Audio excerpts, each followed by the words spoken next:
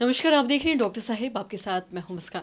दर्शकों, आज के इस एपिसोड में हम बात करेंगे और ये जानेंगे कि अगर किसी को डेंगू के साथ साथ अगर टाइफाइड भी हो जाता है तो ये कितना खतरनाक हो सकता है और साथ ही ऐसे लोगों को क्या करने की ज़रूरत है। और इसी पे खास बातचीत करने के लिए आज हमारे साथ मौजूद है बिहार के जाने माने फिजिशियन डॉक्टर दिवाकर तेजस्वी सर। नमस्कार, बहुत बहुत जी, स्वागत है बहुत आपका। धन्यवाद आपका। सर, मैं आपसे जानना चाहूँगी कि अगर हम देखते हैं कोई किसी को डेंगू हो जाता है तो वो बहुत ज़्यादा परेशान हो जाता है, कहीं शरीर भी काफ़ी ज़्यादा कमज़ोर पड़ जाता है।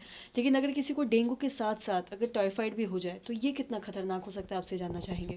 जी, ये बहुत ख़तरनाक होता है जिसमें कि जो टाइफाइड है वो अन्य बैक्टीरियल इन्फेक्शन है साल्मोनेला टाइफी के कारण से होता है। जो जो प्रदूषित खाना और जो अशुद्ध खाना और पानी है उसके कारण से शरीर में प्रवेश करता है। जब वो प्रवेश करता है तो उससे मियादी बुखार या हम लोग टाइफाइड फीवर कहते हैं वो होता है। उसमें बहुत हाई फीवर के साथ साथ पेट में दर्द होना, पेट के अंदर में वो चूँकि गैस्ट्रोइंटेस्टिनल इन्फेक्शन होता है, पेट के अंदर की इन्फेक्शन होती है, तो पेट जनित समस्याएं शुरू हो जाती हैं। भूख नहीं लगना, पेट में दर्द होना, उल्टी जैसा लगना, दस्त होना। और अगर वो अनट्रीटेड रह जाता है तो पेट के अंदर वो अल्सर भी करा सकता है। टाइफाइड अल्सर कहते हैं उसे। घाव करा सकता है पेट के आंतों में अगर वो अनट्रीटेड रह जाता है। तो ये अपने आप में बहुत गंभीर स्थिति होती है अगर टाइफाइड को सही से जांच करके उसके ट्रीट पूरी तरह से नहीं किया जाए तो। साथ ही साथ यदि उसके ऊपर से डेंगू जो वायरल फीवर है, वायरल डिजीज़ है, वो हो जाता है मच्छर के काटने से, तो वैसे स्थिति में डेंगू के कारण से जो शरीर के अंदर प्रवेश करता है ब्लड में डेंगू का वायरस, तो उसके 4 कैटेगरी होते हैं। Dengue virus 1, 2, 3, 4। जो डेंगू वायरस 2 होता है वो स्ट्रेन बहुत गंभीर होता है और वो आगे चल करके डेंगू हिमोरेजिक फीवर, आंतों में रक्तस्राव, शरीर के अंदर ब्लीडिंग कराने की टेंडेंसी रखता है। और साथ ही साथ डेंगू शॉक सिंड्रोम भी हम लोग कहते हैं। डेंगू के कारण से जब इंटरनल ब्लीडिंग होने लगती है तो वॉल्यूम कम होने लगता है और विभिन्न ऑर्गन्स को वो डैमेज करता है, जैसे किडनी हुए, लीवर हुआ, ब्रेन हुआ, हार्ट हुआ, और मल्टीपल ऑर्गन्स को वो डैमेज करता है। तो डेंगू के कारण से प्लेटलेट्स की कमी हो जाती है।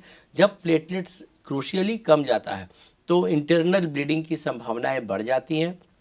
जब इंटरनल ब्लीडिंग की संभावना बढ़ जाती है तो ऑर्गन्स का ब्लड सप्लाई, ऑक्सीजन सप्लाई कम जाता है और मल्टीपल ऑर्गन फेलियर होता है। उसके ऊपर से अगर टाइफाइड हो जाती है तो गैस्ट्रो इंटेस्टिनल प्रॉब्लम कराते हुए उसमें और भूख कम जाती है, और ज़्यादा कमजोरी होने लगती है, और वो अलग से इन्फेक्शन पुनः आंतों को सूजन पहुंचा करके उसमें घाव भी कर सकता है। तो ये दोनों मिला जुला करके अगर होती है तो बहुत ज़्यादा गंभीर स्थिति होती है।